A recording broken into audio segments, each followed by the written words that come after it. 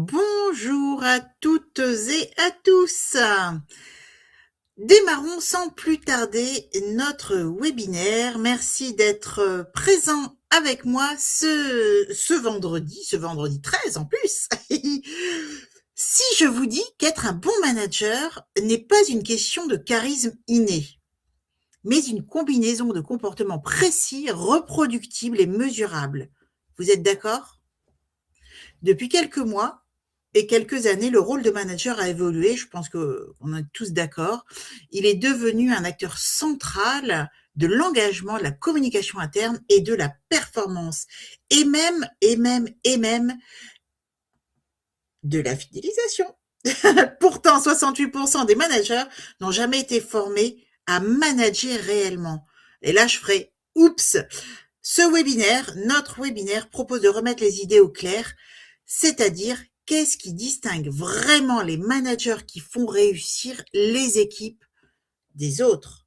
Au programme, je vous propose des clés comportementales concrètes et une vision moderne du leadership humain et efficace. Et vous verrez, j'ai essayé de faire durant mon allocution, j'ai essayé vraiment de vous donner beaucoup de clés et on va faire des exercices ensemble. L'idée, c'est de prendre du plaisir, c'est d'avoir plutôt une idée de masterclass plutôt qu'un webinaire avec des présentations, des cas précis qui vous donnent certes un horizon des possibles, mais pour autant qui vous plonge pas directement dans le faire. Donc, je me présente rapidement.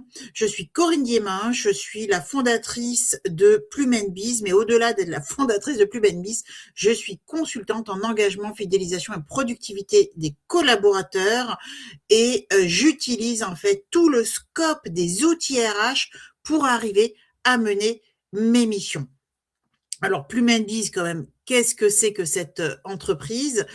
Eh bien, Plume & Biz, c'est une société qui a été créée il y a un petit peu plus de 3 ans maintenant, avec pour ambition et motivation ou conviction de contribuer à créer un monde professionnel plus épanouissant pour tous, où chacun puisse vraiment trouver sa place et trouver du sens dans son travail au quotidien. Nous y passons un sacré temps, donc autant que ce soit le plus agréable pour tout le monde, que ce soit les opérationnels, que ce soit les dirigeants, que ce soit les managers. L'idée, c'est vraiment de créer une espèce d'osmose entre chaque acteur de l'entreprise et surtout de faire communiquer et comprendre les enjeux et les besoins des uns avec les attentes des autres. Donc, globalement, les contraintes et les enjeux des dirigeants ou pour les dirigeants avec les attentes évidemment très très légitimes des collaborateurs, quelle que soit leur position dans l'entreprise. Alors, nos clients, ce sont essentiellement des PME entre 15 et 300 employés. Nous avons également, donc dans le privé, PME dans le privé, mais également des agences publiques. Nous sommes basés à Paris et nous travaillons sur tout le bassin parisien, toute l'Île-de-France, hein, donc ce qu'on appelle le Grand Paris. Nous sommes également organismes de formation certifié Calliope. Donc, nous proposons des formations qui sont finançables par les OPCO et je suis également consultante pour BPI France, donc en ressources humaines, évidemment. Mon positionnement, c'est pas un positionnement d'expert qui va amener mes clients à, entre guillemets, faire ce que je dis. Je veux impérativement que mes clients soient autonomes ou deviennent autonomes à court, moyen terme. Ce qui fait que au départ, j'ai horreur du gâchis. J'essaye vraiment d'être une animatrice, une facilitatrice de la transformation pour amener à cette autonomie avec le plus de bon sens possible pour mes clients. Avant de commencer, je vais vous demander de me noter dans le chat qu'est-ce qui a motivé votre inscription à cette... Vous êtes nombreux, donc j'ai vraiment envie et besoin de savoir pourquoi vous êtes inscrit à ce webinaire. Est-ce que vous êtes un manager? Est-ce que vous êtes un dirigeant? Est-ce que vous faites partie plutôt de l'équipe RH. Euh, Dites-moi un petit peu votre profil et votre enjeu pour avoir rejoint ce webinaire, de manière à ce que je vous réponde de la meilleure manière que ce soit durant cette heure. Donc, je vous laisse répondre dans le chat et je poursuis, j'avance. Hop, ici. Démarrons déjà par une question essentielle. Si vos managers quittaient l'entreprise demain, vos équipes fonctionneraient-elles mieux ou moins bien? Ça, c'est une question que je pose systématiquement à tous les dirigeants ou à tous les RH qui sont mes clients, mais je la pose également à mes prospects parce que tant qu'on ne s'est pas posé cette question-là, finalement, il est difficile d'avancer et difficile d'avancer pour savoir qu'est-ce qu'on va faire et surtout de quoi on a réellement besoin. Je vous ai dit, j'ai horreur du gâchis. Donc, l'idée, c'est pas de partir dans tous les sens. Non, c'est de quoi on a réellement besoin. Où est-ce que l'on peut s'améliorer et dans quel sens, dans quelle mesure on peut s'améliorer. Et donc, cette question, finalement, c'est parce que la vraie valeur d'un manager se mesure à son absence. Un bon manager est un accélérateur. Un mauvais manager, eh bien, c'est un coût invisible. Une autre question que j'aime poser aux dirigeants en règle générale, combien de talents performants avez-vous perdu ces 3 dernières années? Et combien à cause d'un management mal ajusté? Eh bien, je vous promets que la réponse, elle n'est pas si évidente.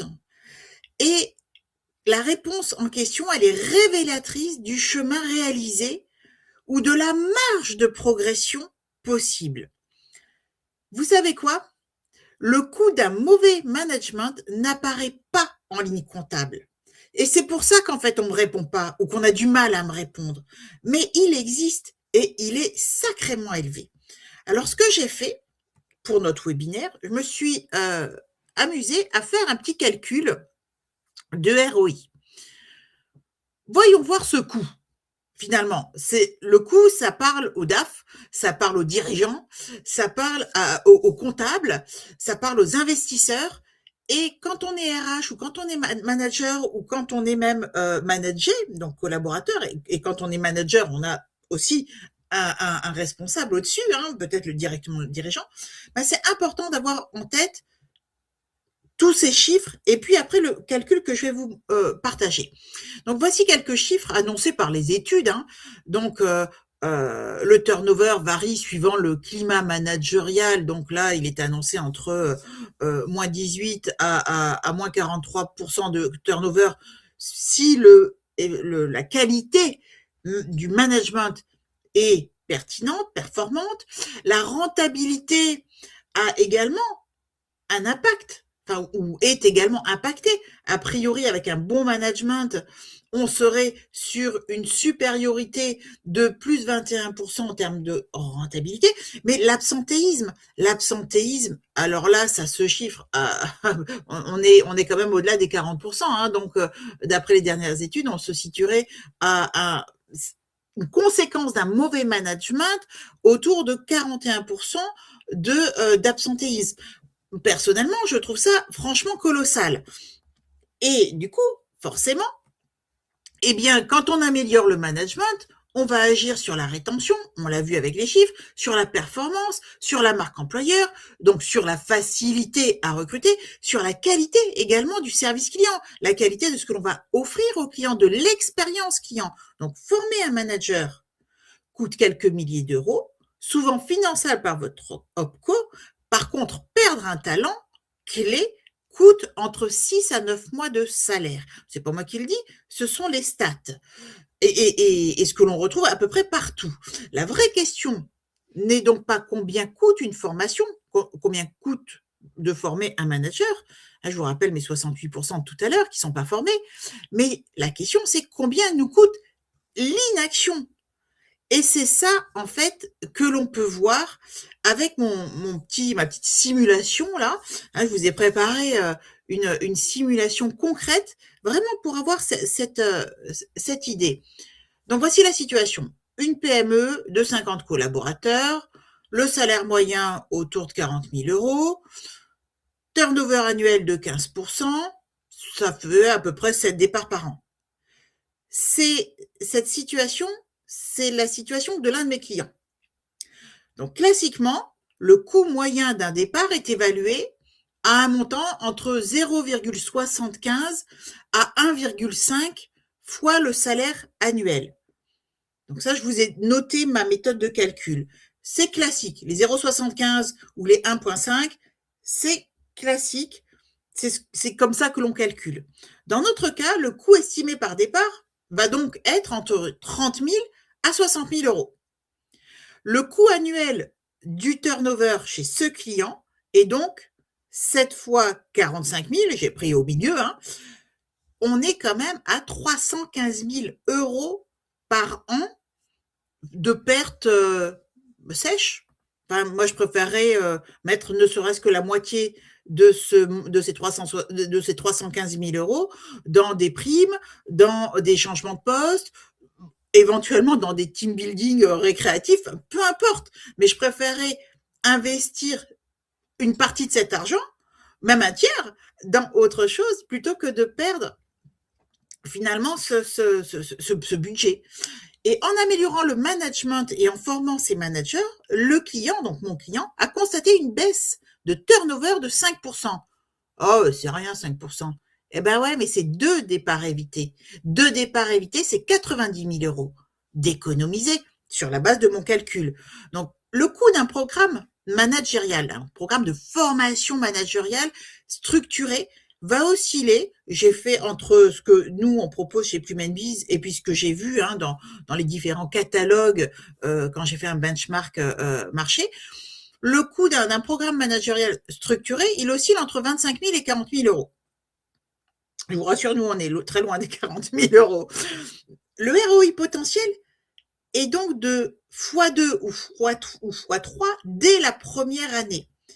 Former un manager, c'est pas une charge, c'est un investissement amortissable avec un seul départ évité.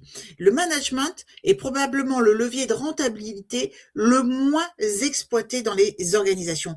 Et franchement, c'est très dommage parce qu'il existe, il est fort et si avec ces calculs-là, ça parle aux dirigeants, ça parle aux DAF, ça parle à ceux qui tiennent les cordons de la bourse. Donc c'est un calcul qu'il faut faire, que ce soit dans vos équipes, que ce soit dans l'entreprise, il faut proposer ce mode de calcul pour avoir finalement des preuves. Le truc, c'est qu'on ne mesure pas simplement on mesure très rarement ce ROI du management. Et chaque manager, on le voit pas comme un levier ou un frein, parce que finalement, s'il peut être un levier, il peut être aussi un frein. Mais la différence tient à la formation, à l'accompagnement du manager et à la culture de l'entreprise, la culture du développement, du progrès, de la dynamique de l'entreprise. Le vrai avantage compétitif, ce sont des managers qui font grandir les autres. Et c'est comme ça, finalement, si on doit retenir une chose d'un bon manager, c'est celui qui va faire grandir les autres. Alors, avançons. Dans de nombreuses organisations, on promeut les meilleurs experts. Je pense que ça doit vous rappeler des situations. Et on s'étonne qu'ils deviennent de mauvais managers. Ben oui, qui dit expert dit pas manager. Hein. Donc, on va valoriser l'expertise technique, on récompense la performance individuelle, puis on donne une équipe à gérer sans formation. Alors moi, en tant qu'ancienne DRH, je l'ai vécu plein de fois. Et chez mes clients, je le vois aussi très souvent. Je comprends la démarche. Parce qu'on se dit, le manager, il a la crédibilité technique. C'est vrai, mais ça ne suffit pas pour avoir un bon management. Je vous disais en introduction que 68% des managers n'ont jamais été formés à manager réellement. Imaginez 68% des pilotes d'avion sans formation au décollage ou à l'atterrissage, ou un conducteur de bus qui a jamais été formé à manœuvrer son bus. Ben moi, je monte ni dans l'avion ni dans le bus. Hein. Perso, malheureusement, on n'est pas forcément au courant. Ben, c'est pareil finalement pour un manager dans une usine, pour un manager dans une société de tourisme, un manager dans une agence publique, dans une mairie, sur la voirie. Enfin, tous les managers que l'on fait monter en compétences alors que ce sont des experts qui n'ont pas forcément eu de savoir-faire d'accompagnement managérial dans un nouveau poste de manager, on prend des risques et on prend de sacrés risques. Et c'est dommage. Le management, en tout cas moi ce que je constate, hein, c'est que le management est devenu le premier facteur de fidélisation. Ce n'est plus un plus, c'est un levier managérial stratégique et également financier. Mais au fait, qu'est-ce qui définit un bon manager pour vous? Je vous propose un petit échange et je vais regarder le chat. Je regarderai vos fonctions tout à l'heure quand on fera le sondage. Vous avez, d'ailleurs, j'en profite pour vous dire que vous avez possibilité de télécharger le PowerPoint, la présentation. Et vous avez également d'autres, une fiche à télécharger. Je vous ai préparé pas mal de choses justement pour garder le fil après notre webinaire. Donc, pour le moment, je vous propose d'écrire dans le chat, pour vous, qu'est-ce qu'un bon manager? Juste un mot, le mot qui vous vient en tête, qu'est-ce qu'un bon manager? Voilà, on a Frédéric, merci Frédéric, qui dit qu'il donne envie de bien faire son travail. Oui.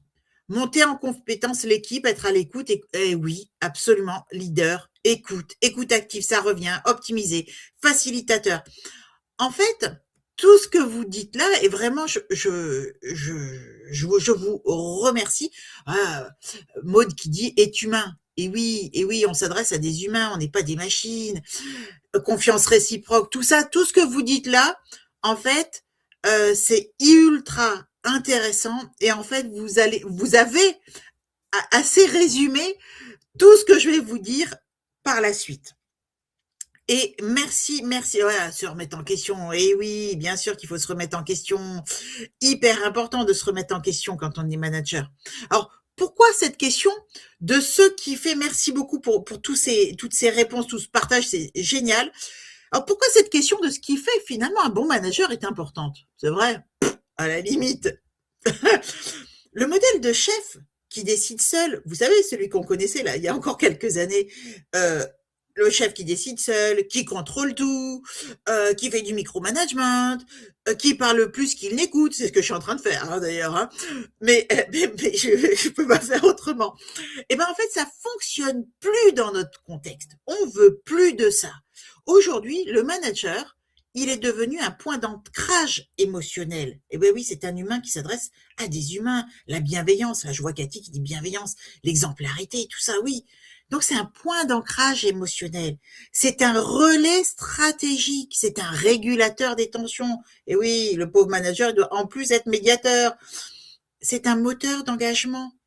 Hein, on a envie d'être, c'est lui qui donne envie, on l'a vu tout à l'heure, c'est lui qui donne envie de bien faire son travail, c'est celui qui va donner le tempo de la dynamique. La question n'est plus, est-il compétent techniquement, ce qu'on a vu tout à l'heure, mais est-il capable de faire réussir les autres? Et alors là, c'est beaucoup plus large et beaucoup plus compliqué que c'est un expert technique. Le mauvais management ne crée pas toujours des crises visibles. Et c'est là où j'allais dire ça pue, excusez-moi. En fait, le mauvais management, il va créer de l'érosion, de la fatigue morale, de la créativité bridée. Et ça, c'est beaucoup plus coûteux. C'est insidieux et ne saute pas au museau à première vue. Parce que le turnover silencieux, on va se rendre compte que les gens, ils partent quand ils vont nous remettre la démission, ou alors ils vont ralentir leur travail, hein, ils vont être moins créatifs. C'est ce qu'on va retrouver dans le désengagement discret. J'ai fait en français. Hein. Les conflits, il y a des conflits non exprimés.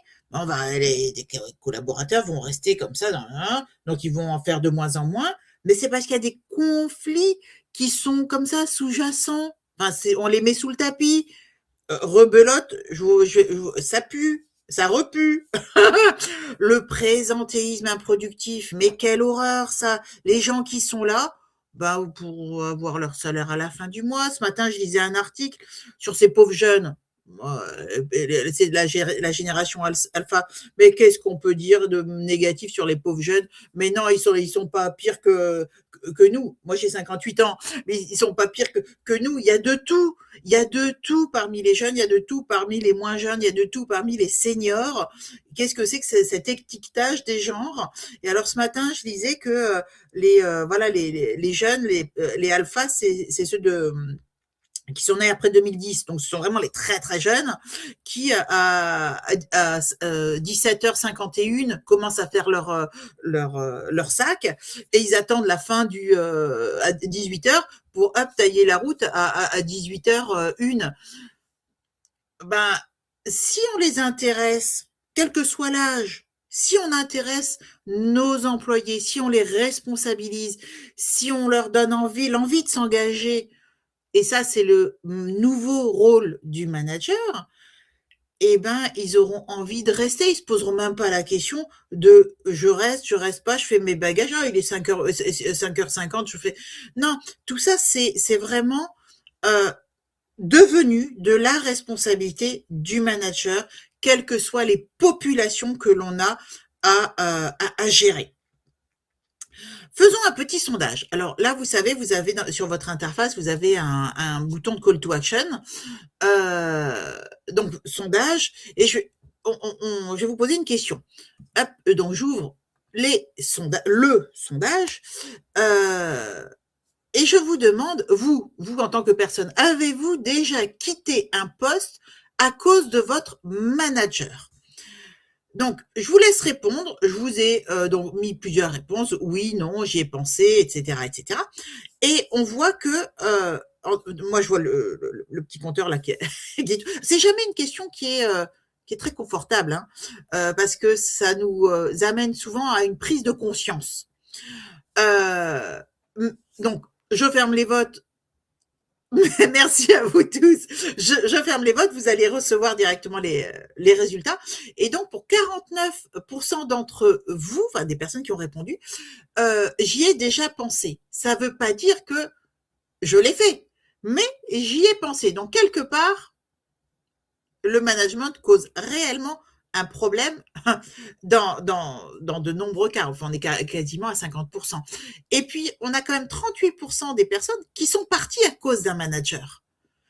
Et donc, si on fait les 49 plus les 38, on explose les scores. Et donc, ce problème de manager, je pense que la plupart d'entre vous sont convaincus de ce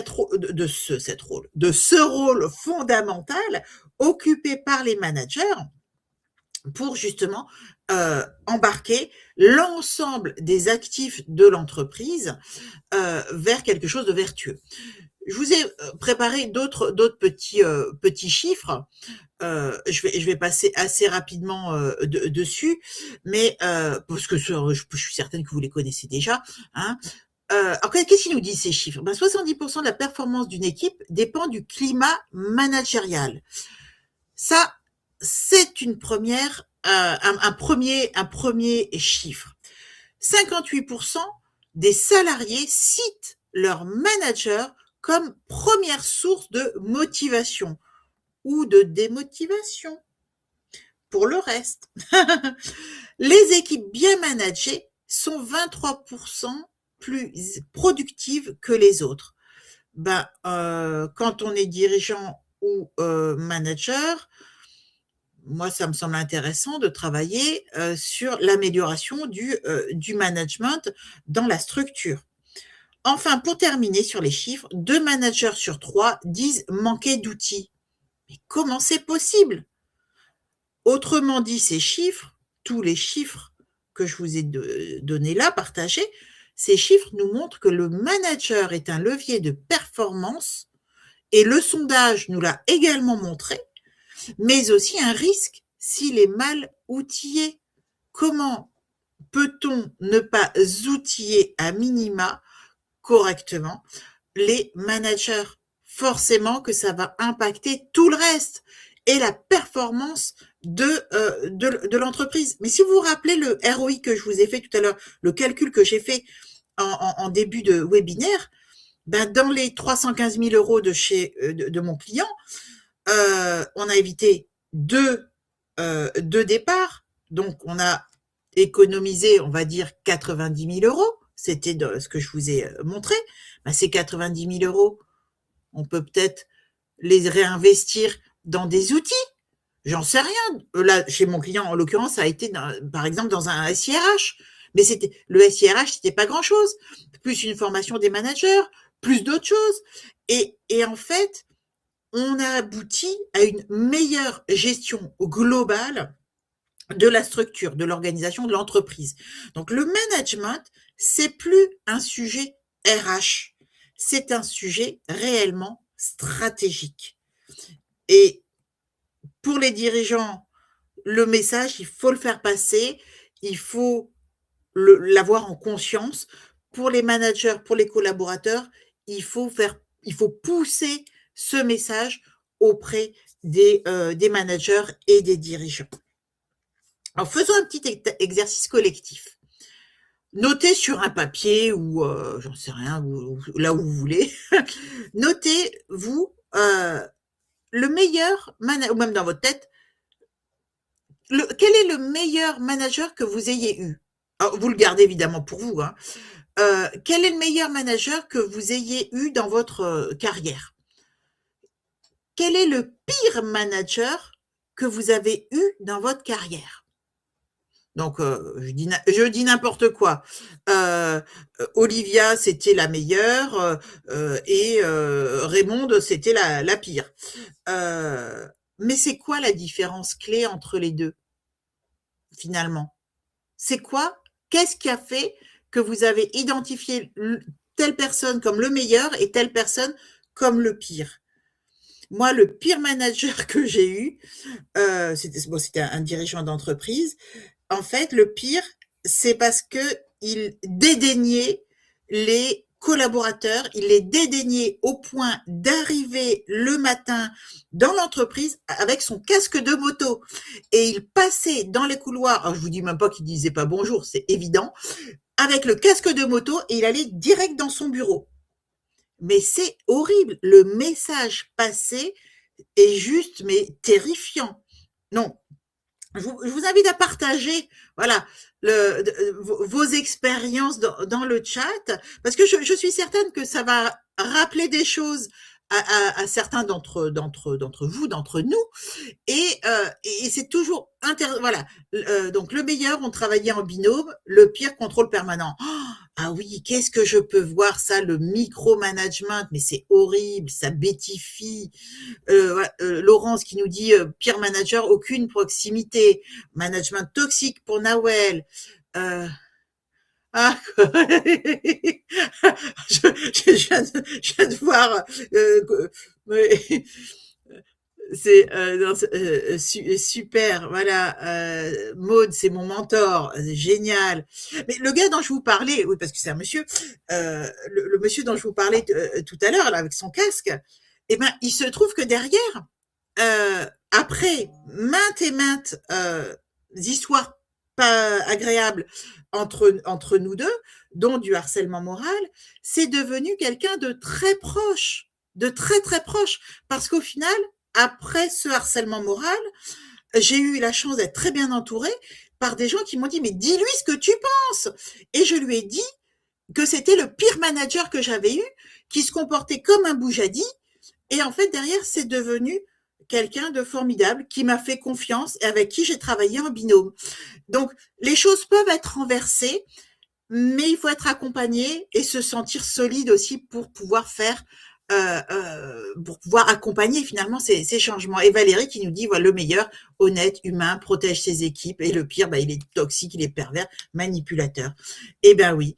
Et en fait, vous avez, si je faisais vous savez, un chat GPT avec tout ce que vous m'avez dit, je suis certaine qu'on aurait le profil du manager idéal et du pire manager qui puisse être. Alors j'avance, parce que quand même l'heure tourne, donc j'avance. Passons maintenant aux 3 illusions du management.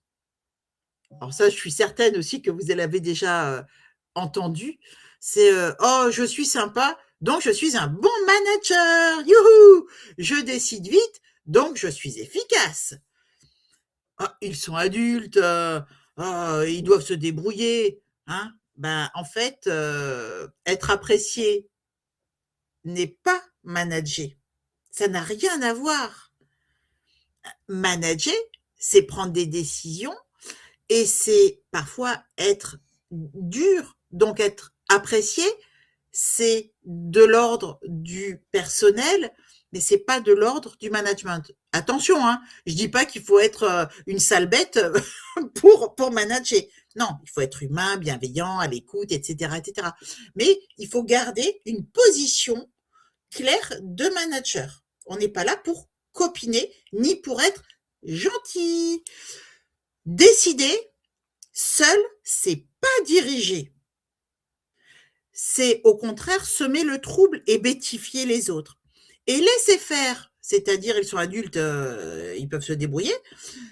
Laisser faire, c'est pas responsabiliser. Et l'épanouissement, c'est justement, il se trouve dans la responsabilisation.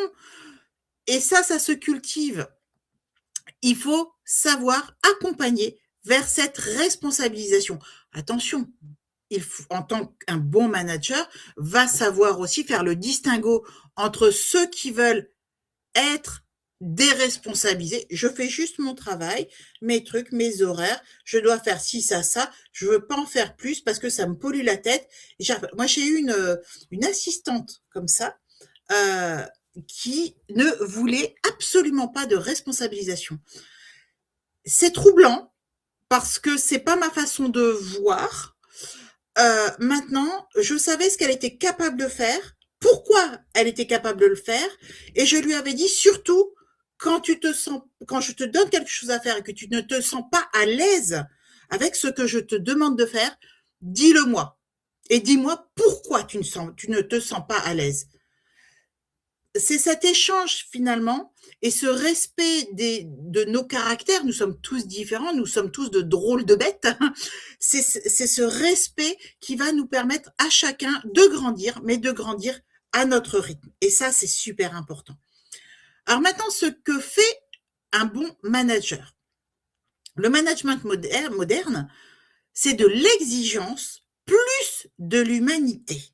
Exactement, Cyrine, c'est trouver le juste équilibre entre l'exigence et l'humanité. L'un sans l'autre crée de la peur et un flou. Selon vous, quelle est la compétence la plus déterminante? C'est l'autorité, l'expertise technique, bon, on l'a déjà vu, hein, l'écoute, la vision, la capacité à décider vite. Alors, je vous rassure, c'est donc pas l'autorité, heureusement. L'expertise technique, ça en fait partie, mais c'est pas pour ça qu'on va être un bon manager parce qu'on est un bon expert technique, je vous l'ai déjà dit. En fait, voilà, c'est un petit peu tout ça. La confiance, le leader, c'est un mélange de tout. Et en fait, le bon manager, merci pour tous vos partages, le bon manager, il va clarifier, il va poser un cadre où ceux qui ne veulent pas être responsables vont trouver leur cadre confortable et ceux qui veulent s'exprimer, être créatifs vont aussi trouver leur cadre, la réponse à leurs besoins. Donc c'est poser un cadre qui soit suffisamment souple et net pour tout le monde, le même pour tout le monde. Il faut qu'il soit à l'écoute, il faut qu'il soit exigeant, parce que c'est comme avec les enfants, quand on n'est pas exigeant sur certains aspects, eh ben, ça crée finalement le doute et l'insatisfaction, voire la frustration. Il faut savoir valoriser. Donc, tout à l'heure, j'ai vu parmi vous, il y en a pas mal qui parlaient de reconnaissance. Et oui, valoriser, reconnaître, c'est super important. Réguler. Tout à l'heure, je vous parlais de médiation. Réguler, ça va avec poser le cadre. Donc, c'est donner vraiment, en fait, des perspectives, donner du sens, savoir où on va en tant que collaborateur. Hein, le leadership moderne, il est très subtil. Hop, j'enlève le chat, je m'excuse, parce que sinon j'arrive pas à tout gérer en même temps. Alors, faisons un micro-jeu. Je vous ai dit, hein, il y aurait pas mal d'activités. Donc, faisons un micro-jeu pour introduire les 5 compétences essentielles d'un bon manager. Imaginez, un collaborateur vous dit « Je suis débordé ». Vous lui répondez, alors je rouvre le chat, vous lui répondez, réponse A, « Oh, ça va, on l'est tous ». Réponse B, « Qu'est-ce qui te met le plus en tension ?» Alors, A ou B? Oh, c'est pas super compliqué non plus, hein. C'est pas la question du siècle. Mais oui, bien sûr que c'est B. Qu'est-ce qui te met quand quelqu'un vous dit je suis débordé, ben, faudrait déjà savoir pourquoi. Parce que des fois, on se perd tout seul avec une goutte d'eau. Donc, qu'est-ce qui te met le plus en tension? Là, on est dans un comportement assertif. Et le manager a besoin d'être assertif. Alors, la première compétence, du coup, d'un bon manager, le bon, je le mets entre guillemets parce que, bon, ça peut faire un peu aussi flagornerie. Vous dites, ah, je suis un bon manager. Donc, je mets un peu entre guillemets. Mais voilà, qu'est-ce qui fait qu'un manager est performant? La première compétence, c'est l'écoute active. Car l'écoute crée un climat de sécurité psychologique. Ce n'est pas entendre, l'écoute. Ah, ok, je t'entends. Ah. Mais active, c'est là où ça devient intéressant, c'est comprendre ce qui n'est pas dit. Un collaborateur qui se sent écouté va s'engager davantage, va oser dire ses difficultés ou les difficultés, et il va oser aussi prendre des initiatives. Et là, on crée un comportement finalement actif dans le groupe. Et du coup, qu'est-ce que ça va créer? Une dynamique et plus de performance. Alors, je vois Assimina qui nous dit plutôt ce qui te met sous tension, c'est un point de vue, car dire tension influence la réponse.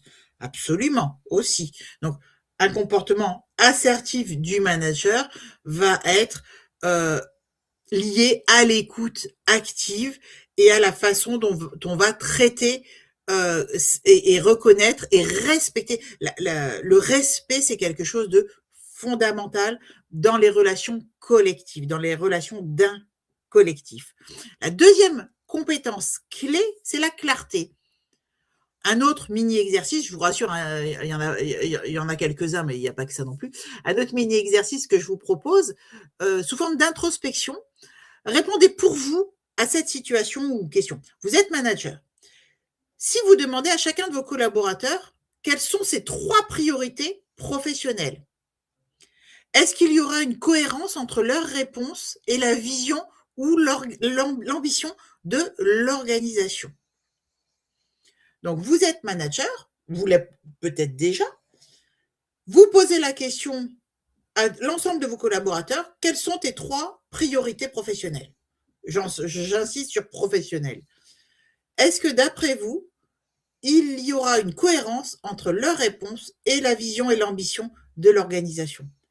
Eh bien, moi, je me suis rendu compte que quand je fais mes enquêtes, mes cartographies en entreprise, cartographie des attentes des collaborateurs, eh bien, c'est pas toujours le cas. Je vous promets, c'est surprenant des fois, en fait, c'est totalement décorrélé. Et en tout cas, c'est pas identique. Et du coup, la clarté, eh ben, qu'est-ce que ça fait? Ça amène à des équipes performantes parce qu'elles savent où elles vont, ce qu'on attend d'elles et comment elles seront évaluées.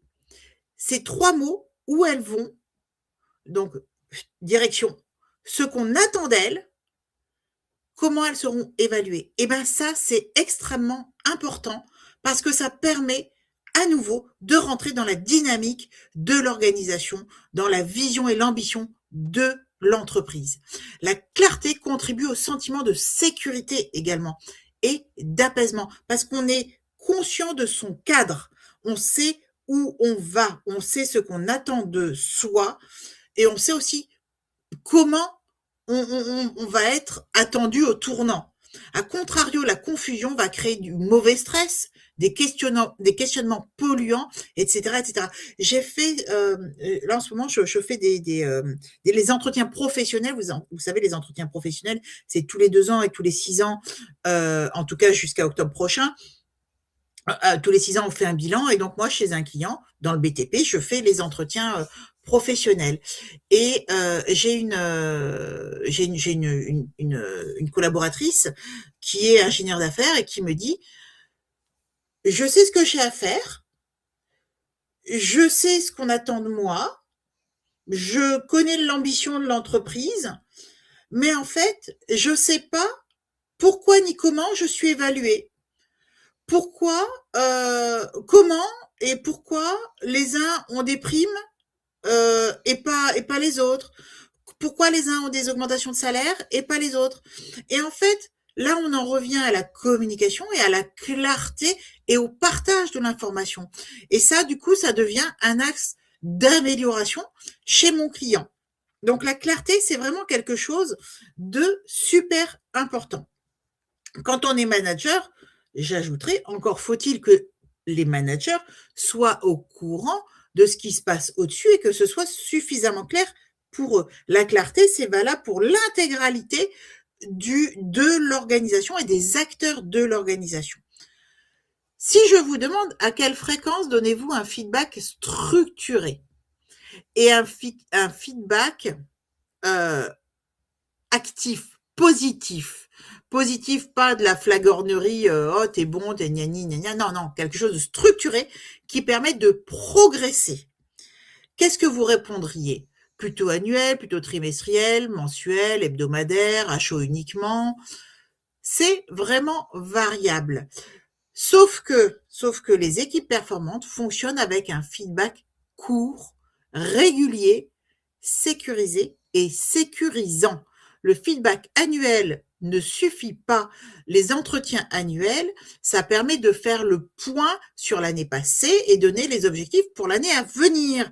Mais ce n'est pas suffisant pour rassurer les équipes et puis pour les faire progresser et faire progresser le groupe dans son quotidien. Les meilleurs managers pratiquent un feedback court, fréquent, bienveillant et exigeant.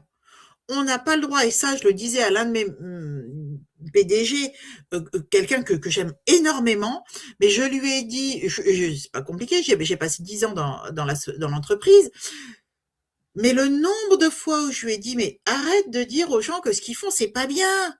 T'es pas légitime à dire que c'est pas bien, t'es pas capable de dire que c'est bien. Donc un manager qui dit sans arrêt aux autres qu'il n'est pas content, même s'il a raison, si on dit tout le temps qu'on n'est pas content, eh ben on n'est pas légitime pour dire qu'on est content. Il faut savoir être juste et être dans cette juste balance, dans ce juste équilibre pour être crédible. Et attention, ce feedback régulier, c'est pas du confort, c'est de l'élévation. Ça permet de s'élever vers du, excusez-moi, plus mieux. Quatrième compétence, nous en arrivons à la gestion des tensions, qui fait partie des compétences d'un bon manager. Pas toujours agréable, c'est pas toujours facile, mais ça fait partie des compétences d'un bon manager. Ça s'apprend. Une tension non traitée devient une fracture. Même si elle est sous le tapis, ça va devenir une fracture. Les bons managers n'évitent pas les conflits. Sous le tapis, c'est propre. Ils transforment les conflits en clarification pour faire progresser, encore une fois, les collaborateurs et le groupe. On est vraiment sur un travail de groupe et de collectif. les tensions, ça peut être terrible, hein, ça peut amener à des choses vraiment terribles, hein. Donc vraiment, vraiment, vraiment, heu, il ne faut pas cacher ou remettre au lendemain le traitement d'une tension. Alors enfin, la reconnaissance dont on a parlé, à plusieurs reprises, ce n'est pas de la flatterie, c'est reconnaître la contribution et la reconnaissance doit être précise, valoriser les efforts. Elle peut célébrer des progrès et surtout, elle doit être sincère. On ne fidélise pas par le salaire uniquement, on fidélise par la considération. J'avance un petit peu vite parce que je suis un petit peu à la bourre. Comment les bons managers boostent la performance? Eh ben, je vous ai partagé ici, donc tout à l'heure, plusieurs leviers. Je les ai remis ici. Ben, par exemple, les exigences et humanité, l'autonomie guidée, la sécurité psychologique, donc en créant un cadre, le rituel d'équipe, ça c'est en action, une parole aussi mobilisante. Donc là, on va travailler plutôt sur la prise de parole en public. Les équipes performantes ne sont pas parfaites. Par contre, ce sont elles où on peut poser des questions, on peut s'exprimer et on peut exprimer un désaccord, on peut essayer, on peut se planter. Les équipes performantes ne sont pas motivées naturellement, elles sont bien managées. La motivation n'est pas un trait de personnalité, c'est une conséquence d'un environnement. En fait, le manager, c'est un peu l'architecte de cet environnement. Faisons un petit jeu là. Je pose une affirmation et vous vous répondez par vrai ou faux. Vous pouvez répondre dans le chat aussi.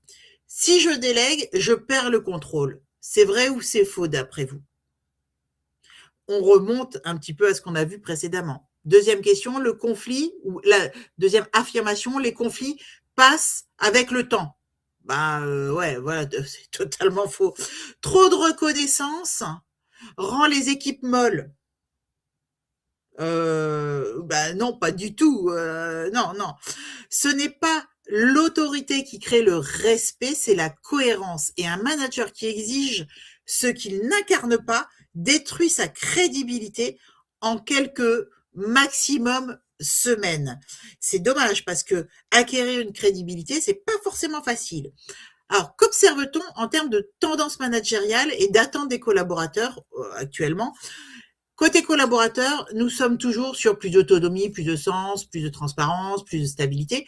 Mais côté tendance managériale, il est clair que l'on ne suit plus un manager parce qu'il décide vite, comme on l'a vu tout à l'heure. On le suit parce qu'il est désormais axé sur la réussite des autres, de ses équipes et du groupe.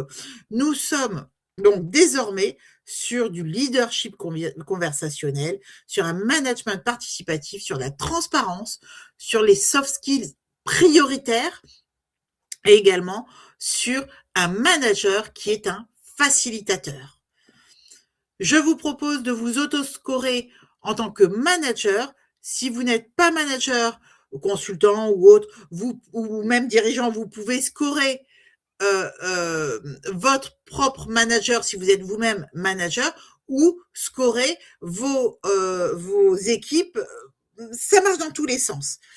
Notez-vous, ou notez-le en tout cas sincèrement, de 1 à 5 sur les compétences suivantes. J'écoute, ou il ou elle écoute sans interrompre, mais où ses priorités sont claires. Je donne, ou il ou elle donne un feedback régulier. Je traite les tensions rapidement. Je valorise sincèrement. Si vous obtenez un total en dessous de 18, il est temps de faire quelque chose.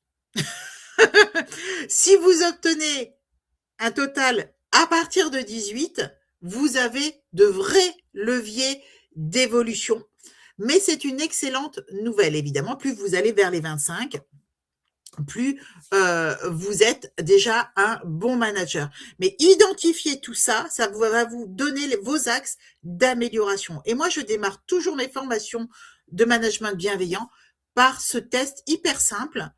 Et après quelques semaines où je suis mes formations, qui sont en plusieurs jours, je propose de refaire ce test pour constater ou pas l'évolution vers du mieux chez les managers donc que j'accompagne. Je ne vous ai pas dit que j'étais coach parce que je ne suis pas coach, d'accord? Je forme des équipes, mais je ne suis en rien coach. C'est une petite différence quand même que je tenais à vous préciser, à vous préciser. Donc, le bon management n'est pas un talent, c'est une pratique, une répétition, une posture cultivée. Ça s'apprend, ça s'apprend, ça s'apprend. Et voici un plan d'action type que peut mettre en place un manager qui veut performer et surtout prendre du plaisir. Mais c'est, on peut pas ne pas avoir de plaisir dans son quotidien professionnel. Donc, prendre du plaisir dans son rôle de manager. Eh ben, il ou elle doit clarifier la vision à petite échelle, installer un rituel hebdomadaire court, donner un feedback chaque semaine, déléguer une vraie responsabilité, se former. C'est super important ou se faire accompagner. Ça, c'est finançable par les OPCO. N'hésitez pas à demander à vos services RH des formations si vous ressentez que vous en avez besoin. C'est vraiment très important. Si vous êtes manager, eh bien, c'est de votre devoir en fait de faire ça. Et moi, je vous propose de mettre dans le chat en fait l'une des 5 actions que vous imaginez que vous allez pouvoir mettre en place dès la semaine prochaine. Ben oui, on est vendredi, donc ce sera de toute façon forcément la semaine prochaine. Alors, je vous le disais au début du webinaire, le management est un centre de profit invisible. Un bon manager ne transforme pas tout, pardon, mais il va changer profondément la trajectoire de ceux qui l'accompagnent. Et la bonne nouvelle, c'est que ça s'apprend, je vous l'ai déjà dit, mais il faut s'entraîner pour ça. On parle beaucoup d'intelligence artificielle, d'innovation, de transformation, mais la vraie transformation, elle est humaine dans nos entreprises, dans notre vision des entreprises, dans notre besoin de management. Une entreprise ne progresse pas parce que ses outils sont performants, elle progresse parce que ses managers savent créer l'environnement où on ose, où on apprend, où on se trompe, où on progresse. Et le bon manager, il brille pas, il fait briller les autres. Et dans les années qui viennent, la différence entre les entreprises qui stagnent et celles qui vont avancer, eh ben, ce sera pas forcément technologique, ce sera managérial et humain. On a besoin de cette humanité entre nous pour bien fonctionner. Former les managers, ce n'est pas améliorer leur posture, c'est avant tout sécuriser l'avenir de l'entreprise. Alors, pour terminer, qu'est-ce que je peux faire pour vous? Finalement, elle a beaucoup parlé, la petite Corinne, là, enfin, dans la grande, parce que je suis grande. Mais qu'est-ce qu'elle peut faire éventuellement, en dehors de vous avoir partagé tout ça? Eh ben déjà, je vous ai préparé un autodiagnostic en téléchargement, donc dans les différents boutons de call to action. Et cet autodiagnostic, il est préparé en fait pour évaluer le niveau de maturité managériale dans votre organisation. Si cela vous intéresse, je vous propose 30 minutes de consultation gratuite pour réaliser en fait ce suivi, ce débrief de cet autodiagnostic. Donc, même chose, il y a un bouton de call to action sur votre interface. N'hésitez pas à cliquer dessus avec « Je veux être recontacté ». Si vous souhaitez en savoir plus sur notre parcours de formation management bienveillant, eh bien, vous avez aussi un bouton de call to action, cliquez dessus. Je vous invite d'ailleurs, je ne l'ai pas noté, taf, c'est pas bien Corinne de l'avoir oublié. Je vous invite à vous inscrire au salon Solutions RH qui aura lieu les 8 et 9 avril prochains. J'y fais une masterclass avec l'une de mes partenaires. Ça va être génial. Le titre, c'est Qui a tué le lapin de Pâques? Et c'est une expérience immersive pour découvrir le management bienveillant. Et je vous promets que ça va être juste délicieux et on va bien s'amuser et on va apprendre plein de choses ensemble. Donc vraiment, je vous invite à être. Il y a une masterclass le 8 et une masterclass le 9 et c'est pour ceux qui sont sur Paris, région parisienne, c'est à Porte de Versailles. Et donc, parmi les missions que je peux réaliser, ce que je réalise chez mes clients, pour amener justement un meilleur management, ce sont des audits de climat managérial, des cartographies des compétences, etc., etc. J'en ai terminé avec ce webinaire. Je vais regarder s'il y a. Alors là, je vous projette les différents, nos prochains webinaires. Le 27 mars, ce sera avec Sébastien Hennequin, qui lui est préparateur mental, notamment de sportifs de très très haut niveau.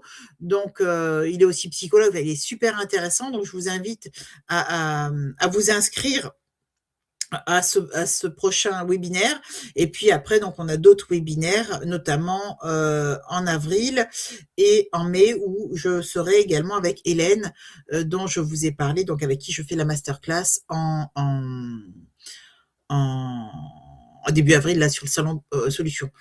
Pas, je ne retrouve pas autour de... normalement... Ah, il est sous la vidéo. Alors, je vois que vous êtes en train de... moi, je regarde les questions. Quelle est la temporalité? En fait, il n'y a pas de... Je vais en remontant. Vos questions, donc la temporalité pour un feedback régulier, en fait, c'est... après, il ne faut pas en faire tous les jours parce que ça devient rasoir, mais ça va dépendre de vos projets et de ce que font de l'activité, en fait, de vos collaborateurs. Si on est sur un projet qui demande beaucoup de suivi, eh ben, ça peut être tous les jours, ça peut être une fois par semaine, mais il faut pas que ce soit quelque chose de fait. On va déjeuner ensemble et puis je te fais un feedback pendant qu'on déjeune. Non, il faut que ce soit quelque chose, un vrai feedback constructif, il se fait et structuré, se fait de manière posée. On peut dire à la machine à café, Alain, ce que tu as fait, c'était génial, le client est super content parce que ça lui a permis de faire ça. C'est aussi un feedback et c'est de la reconnaissance devant les pairs, devant les collègues. Et ça, c'est vachement important de le faire aussi.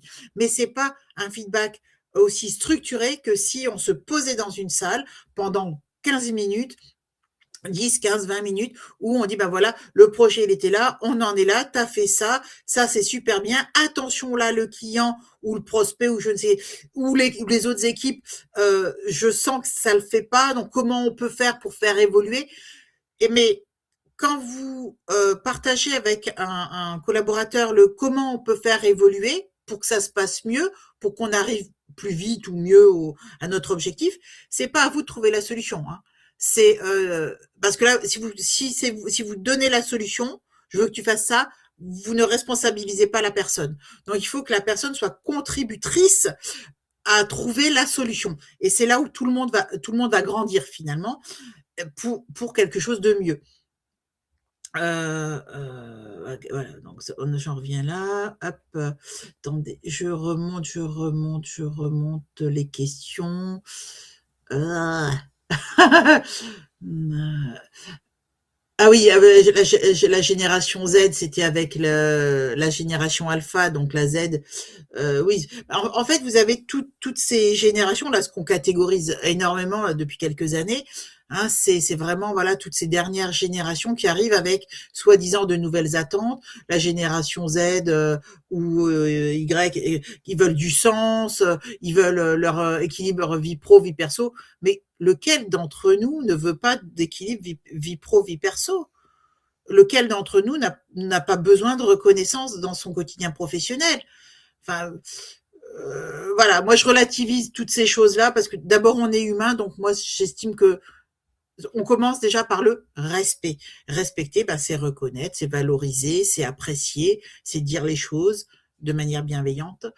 Hop, voilà, il y a pas mal de questions. J'espère avoir répondu sur... zut, les premières n'apparaissent plus. Zut. Vous entendez mes commentaires en même temps. Hop. Donc, à la fin, comment on fait avec un manager qui bénéficie d'une formation nommée qui reste un... Bah, est-ce que la question, elle est sauvage. Est-ce que comment ce manager il a été mis à cette place de management? Est-ce que c'était un genre expert ou quelqu'un qui a voulu devenir manager? Est-ce que c'est un manager de l'extérieur qui a été parachuté là? Est-ce qu'on lui a donné des objectifs très clairs? Est-ce que on a les moyens, parce que ça coûte aussi de le faire coacher, parce que peut-être qu'il est arrivé lui-même à vous savez, à ce qu'on appelle le plafond de verre. Et ça, je l'ai déjà moi, j'ai déjà fait coacher des personnes où j'estimais qu'ils étaient arrivés à leur plafond de verre et le coaching les a fait en fait justement casser ce plafond de verre et aller encore plus loin. On peut en parler. Hein. Enfin, si vous voulez, vous prenez rendez-vous avec moi. Je vous rappelle et on prend un rendez-vous. Allez sur cliquer là sur je veux être contacté et j'en parlerai avec grand plaisir avec vous. Mais en fait, il y a pléthore de façons d'aider un collaborateur qui stagne ou qui n'a pas envie de progresser. On peut l'accompagner, on peut détecter, et à ce moment-là, faut voir comment dans l'entreprise, s'il veut pas progresser, si le management ça l'enquiquine, j'ai déjà eu le cas aussi, si ça l'enquiquine, je veux plus être manager. Bah oui, mais il y a 6 mois tu voulais être manager, alors on fait quoi? Moi, c'est ça qui est arrivé. Et donc de fil en aiguille, la personne est sortie pour faire de la boulangerie. Et on était dans une ESN. Et elle était depuis toujours dans l'informatique. Donc faut comprendre, faut comprendre. Mais Quentin, n'hésitez pas pour qu'on puisse en parler ensemble et je vous donnerai des billes. Justement, ils n'ont plus tous envie de reconnaissance. Il y a une nouvelle génération qui cherche le meilleur salaire. Ah non, non, non, c'est pas une nouvelle génération, c'est que toutes les générations, on a toujours cherché à casser la croûte à la fin du mois. Donc le meilleur salaire, ça c'est quelque chose de logique aussi dans certains profils. Les commerciaux, c'est leur job. Par contre, c'est pas le cas de tout le monde. Et après, ça dépend de votre structure, Claire aussi. Hein. Ils cherchent un meilleur salaire. Est-ce que si vous faites des benchmarks salaires annuels, ce que moi je conseille à mes clients, vous pouvez voir si vos salaires sont justes. Avec l'arrivée de la transparence des salaires, accompagnez ça par aussi des benchmarks salaires sur le marché. Alors évidemment, vous trouverez toujours des boîtes qui proposent vachement plus cher, mais à, à, à environnement euh, et périmètre identique, il y a tout ça à étudier. Et moi, je trouve ça génial, justement, cette nouvelle loi sur la transparence des salaires. Et même mes clients qui sont des plus petites structures, qui ne sont pas contraints aujourd'hui à aller tout de suite dans ce sens, dans un sens très fin de la transparence des salaires, je les engage à aller vers finalement des grilles de rémunération qui soient le plus propre possible, le plus justifiable possible, avec des benchmarks marchés, avec l'étude aussi de leurs avantages internes. Enfin, la transparence des salaires, ça va beaucoup plus loin qu'un problème de genre, finalement. Et moi, je trouve ça génial pour les boîtes et c'est génial aussi pour la motivation. Après, vous avez, c'est sûr, hein, les indécrottables qui veulent toujours avoir plus de salaire, mais ça ne veut pas dire qu'ils les obtiendront parce que on est dans malheureusement aujourd'hui, le contexte socio-économique mondial fait que c'est pas si évident que ça. Oui, c'est le meilleur salaire avec moins de responsabilité. Ouais. Ça, c'est une certaine population, je dirais. C'est une certaine population. Mais là, vous voyez, moi, je vous disais, hein, je suis en train de faire les entretiens annuels, pas annuels, professionnels, dans une boîte de BTP.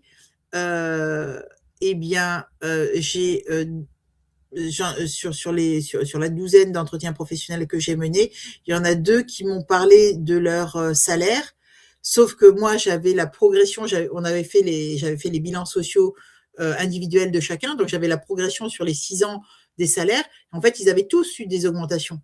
Tout le monde avait eu des augmentations, alors plus ou moins significatives, mais il y en a que 2 sur 12 qui m'ont pointé le fait qu'ils ont eu des augmentations de 7%, ce qui est pas énorme, ce qui est vrai.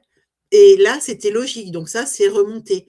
Mais en fait, tous les outils RH que l'on a à disposition permettent de justifier aussi pourquoi tel ou tel, quand les outils sont mis en place, pourquoi bah, tu as eu une moindre augmentation, pourquoi parce qu'il y en a qui veulent pas de formation, parce que il y en avait un des deux qui voulait pas de formation, et il y en a un des deux qui voulait pas de responsabilité. Bah oui, mais bon, enfin, ça devient compliqué de faire des augmentations de salaire si on veut pas plus de responsabilité, si on peut pas monter en compétences. Bah, à un moment donné, ok quoi. Attendez, j'essaye de voir. Les salaires sont juste au niveau des responsabilités attendues sur le marché. Et c'est ce qu'il faut quoi. Il faut être juste. Pour être justifiable, il faut que ce soit juste. Je vois plus d'autres questions. Je suis vraiment désolée si j'ai raté des questions. Vraiment, je suis désolée. En tout cas, n'hésitez pas à me recontacter. Et désolée aussi pour les 5 minutes de débordement. Je vous souhaite un très très bon appétit. J'espère en tout cas, que mon webinaire vous aura été utile pour maintenant, pour plus tard. N'hésitez pas à me retrouver lors de prochains webinaires et je vous dis à très bientôt. Bon appétit et excellent week-end. À bientôt. Merci à vous tous. Au revoir.